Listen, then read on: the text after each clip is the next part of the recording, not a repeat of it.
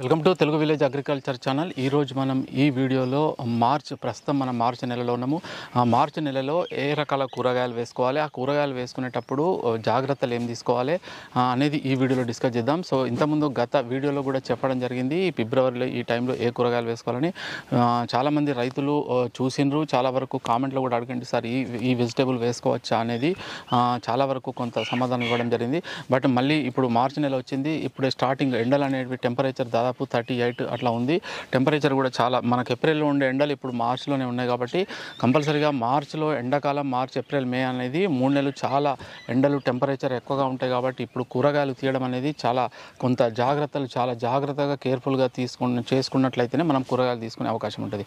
కాబట్టి కంపల్సరీగా మీరు ఈ ఎండాకాలం కూరగాయలు సాగు చేసేటప్పుడు ఫస్ట్ గుర్తుంచుకోవాల్సింది మీకు వాటర్ ఫెసిలిటీ, నీటి సదుపాయం ఉందా లేదా, మీ తోటలో మీ చేనులో లేదా పొలంలో ఉన్న వాటర్ మీరు వేసే కూరగాయలకు సరిపోతాయా లేదా అనేది తప్పకుండా చూసుకొని మాత్రమే కూరగాయల వైపు ఎంత విస్తీర్ణంలో వేయాలనేది నిర్ణయం తీసుకోండి.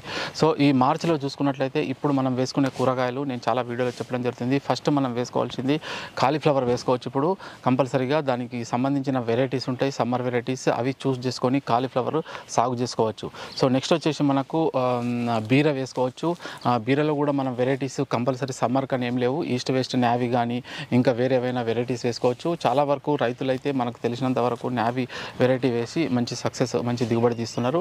కంపల్సరీగా మనకు బీర వేసుకోవచ్చు. నెక్స్ట్ కాకర కూడా వేసుకోవచ్చు. మీరు లోకల్లో ఏ వెరైటీ పోతుంది అనేది తెలుసుకొని కాకర కూడా సాగు చేసుకోవచ్చు. తీగజాతి కూరల్లో కొంతవరకు సోర కూడా మీరు సాగు చేసుకోవచ్చు. బట్ వాటర్ అనేది కంటిన్యూగా మనకు కరెక్ట్గా మనం ఇవ్వాలి, అప్పుడైతేనే మనకి ఈ పంటలు మంచి దిగుబడి వచ్చే అవకాశం ఉంటుంది. నెక్స్ట్ వచ్చేసి అలిసెంద ఇప్పుడు వేసుకుంటే మీకు ఏప్రిల్ మేలో స్టార్ట్ అవుతుంది క్రాపు. మేలో రేటు అలిసెందకు మంచి రేటు దొరికే అవకాశం ఉంటుంది. దాదాపు 40 నుండి 50 రూపాయల రేటు కిలో దొరికే అవకాశం ఉంటుంది. అలిసెంద అంటారు, ఇక్కడ మా దగ్గర అలిసెంత అంటారు. సో డిఫరెంట్ ఏరియాల్లో బట్టి ఈ అలిసెంత అయితే మీరు మామూలుగా డ్రిప్ ఇది లేకుండా మీరు వాటర్ మామూలు ఫ్లడ్ ఇరిగేషన్ కింద వేసుకోవచ్చు. డ్రిప్ లేకుండా మల్చింగ్ లేకుండా ఈ వాటర్ ముఖ్యంగా కాలీఫ్లవరు తర్వాత అలిసెంత ఇవి వాటర్ డ్రిప్ మల్చింగ్ లేకుండా మీరు సాగు చేసుకోవచ్చు, ఎటువంటి ఇబ్బంది ఉండదు. నెక్స్ట్ వచ్చేసి మనకు వంకాయ సాగు చేసుకోవచ్చు. వంకాయ కనుక ఇప్పుడు వేసుకున్నట్టయితే మీకు జూన్ జూలైలో మీ క్రాప్ స్టార్ట్ కావడం జరుగుతుంది, మంచి ఈల్డింగ్ రావడం జరుగుతుంది. అంటే మార్చ్ ఏప్రిల్ మేలో మనకు కొంత క్రాప్ వచ్చినా ఆ పూత సరిగా నిలబడది, ఎండలకు అంత క్రాప్ రాదు. కానీ జూన్ జూలై ఎట్లయితే వర్షాలు పడడం మొదలవుతుందో అప్పుడు మీకు మంచి క్రాప్ దిగుబడి అనేది మంచి పంట రావడం జరుగుతుంది. అప్పుడు వర్షాకాలంలో కూడా మంచి రేట్ ఉండే అవకాశం ఉంటుంది మీకు అక్టోబర్ నవంబర్ వరకు. సో కాబట్టి వంకాయ అనేది సాగు చేసుకోవచ్చు. వంకాయ సాగు చేసుకునే రైతులు తప్పకుండా మీరు గ్రాఫ్టింగ్ వంకాయ వైపు వెళ్ళండి. గ్రాఫ్టింగ్ వంకాయ వెళ్తే మనకు ఒక 2 years వరకు మళ్ళీ ప్లాంట్ తీయడం పెట్టడం వర్క్ ఇదంతా ఉండదు. దాంతోపాటు దిగుబడి కూడా చాలా బాగా వస్తుంది. గ్రాఫ్టింగ్ వంకాయకు మామూలు వంకాయకు ఏమీ తేడా ఉండదు. ఒక దిగుబడి ఎక్కువ వస్తుంది, చాలా కాలం పంట ఉంటుంది. డిసీజ్లో కానీ మిగతా విషయాలు అన్నింటిలో సేమ్ ఈ వంకాయ మాదిరినే ఉంటుంది.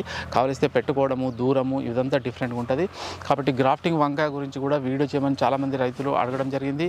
సో మీరు ఈ గ్రాఫ్టింగ్ వంకాయకు సంబంధించిన వీడియో అతి త్వరలో పూర్తి A to Z పూర్తి సమాచారంతో మంచి వీడియో చేస్తా. దానికి సంబంధించిన నర్సరీ అవి కూడా వివరాలు మీకు తెలియజేస్తా. ఆల్రెడీ ఆ నర్సరీకి సంబంధించిన నంబర్లు కూడా ఇవ్వడం జరిగింది కొందరు రైతులు అడగడం వల్ల. సో మీరు కింద ఎవరైనా తీసుకొని నర్సరీ నుండి మీరు తీసుకొని నాటుకుంటే ఎవరైనా వంకాయ వేస్తే నాకు కంపల్సరీ మెసేజ్ పెట్టండి, కామెంట్లో పెట్టండి, మీరు ఇట్లా వంకాయ గ్రాఫ్టింగ్ తీసుకొని వేసుకున్నాను అది కూడా మీరు ఇన్ఫర్మేషన్ ఇవ్వండి. సో వంకాయ కూడా సాగు చేసుకోవచ్చు. ఇది మనకు మంచి క్రాప్ అనేది ఇవ్వడం జరుగుతుంది. సో ఇందులో కూడా అన్ని జాగ్రత్తలు కంపల్సరీగా తీసుకోవాల్సి ఉంటుంది. తెల్లదోమ ఎఫెక్ట్ ఉంటుంది, త్రిప్స్ ఉంటుంది, కాయ తొలుచు పురుగు ఉంటుంది. కాబట్టి చాలా కేర్ఫుల్గా చేసుకోవాలి. వంకాయ తర్వాత మనకు నెక్స్ట్ వచ్చేసి పచ్చిమిర్చి కూడా సాగు చేసుకోవచ్చు. కానీ కంపల్సరీగా మీరు వేసుకున్న తోటలో కొంత కూల్గా వెదర్గా మీరు క్రియేట్ చేస్తాము. అంటే కాలువల్లో వాటర్ ఇవ్వడము, సాయంత్రం వాటర్ స్ప్రే చేయడము, కొంత చుట్టూ ఏదైనా కవరింగ్ చేయడం, ఇటువంటివి చేసుకుంటే మీరు పచ్చిమిర్చి కూడా వేసుకున్నట్లయితే మీకు మంచి రేట్ వచ్చే అవకాశం ఉంటుంది. జూన్ నుండి ఆగస్ట్ ఇప్పుడు ఎండుమిర్చి వేసిన వాళ్ళు అన్ని పచ్చిమిర్చి ఏవైతున్నాయి అన్ని క్లోజ్ అయినాయి. ఇప్పుడు ఎవరైతే దసరా ప్రాంతంలో వేసిన వాళ్ళు ఆగస్టు సెప్టెంబర్లో వేసిన వాళ్ళు దాదాపు ఎండింగ్కి వస్తాయి. కాబట్టి మీరు ఇప్పుడు పచ్చిమిర్చి వేసుకున్నట్లయితే మీకు మంచి రేటు దొరికే అవకాశం ఉంటుంది. పచ్చిమిర్చి అనేది వేసుకుంటే ఇప్పుడు వెంటనే వేసుకోండి. దాదాపు ఈ కవర్ మల్చింగు మనము ఈ డ్రిప్లో వేసుకుంటాం కాబట్టి కవర్ వేడికి నాటిన మొక్కలు చనిపోతాయి, బతకవు. కాబట్టి వాటిని కేర్ఫుల్గా కవర్కు తాకకుండా ఈవినింగ్ పూట వేసుకోండి. మీరు ఒక 1000 మొక్క వేసుకునేది ఉంటే ఇంకొక 500-600 ఎక్కువ మొక్కలు తెప్పించుకోండి. పచ్చిమిర్చిలో అనేక వెరైటీలు ఉన్నాయి. పచ్చిమిర్చి స్పెషల్గా సమ్మరీ కూడా కొన్ని తట్టుకునే వెరైటీలు ఉన్నాయి.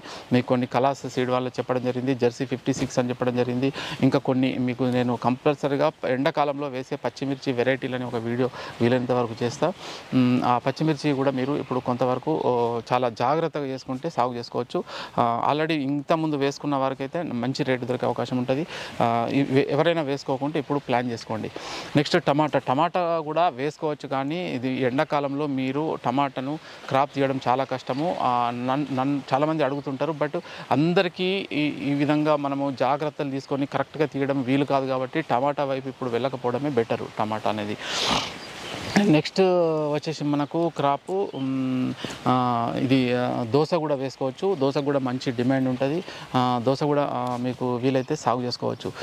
నెక్స్ట్ వచ్చేసి మనకు కొందరు చిక్కుడు వేసుకోవాలని అడుగుతారు. ఇప్పుడు చిక్కుడు వేసుకోవద్దు, చిక్కుడు వేసుకుంటే రాదు, సమ్మర్లో ఎండలు అస్సలు రాదు. మళ్ళీ జూన్ జూలైలో చిక్కుడుకు మీరు ప్లాన్ చేసుకోండి, అప్పుడైతే బాగుంటుంది. క్యాబేజీ కూడా వేసుకోవచ్చు, కానీ క్యాబేజీలో వెరైటీలు సమ్మర్ వెరైటీలు కొంత తక్కువ ఉన్నాయి. అందులో ఎండాకాలం పురుగు ఎక్కువ ఉంటుంది కాబట్టి ఆ పురుగు ఒకవేళ క్యాబేజీ లోపలికి పోతే మనకు పైన మందు స్ప్రే చేసినా పురుగు పోయే అవకాశం ఉండదు. కాబట్టి క్యాబేజీ కొంతవరకు నష్టం అవుతుంది. కాబట్టి క్యాబేజీ కాలీఫ్లవర్ అయితే కొంత కవర్ అవుతుంది, ఎందుకంటే పురుగు కొద్దిగా పైన మనకు స్ప్రే చేస్తే కవర్ అవుతుంది.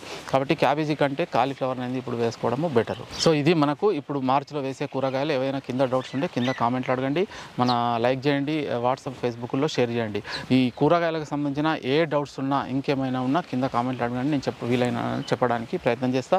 కంపల్సరీగా ఎండాకాలం వేసుకునేటప్పుడు సాయిల్ని పశువుల ఎరువు వేసి సాయిల్ని చాలా బలంగా తయారు చేసుకోండి. పశువుల ఎరువు వేయండి, దాంట్లో డిఏపి, యూరియా, పొటాష్ వేసి బలంగా సాయిల్ని తయారు చేసుకున్న తర్వాతనే వెళ్ళండి.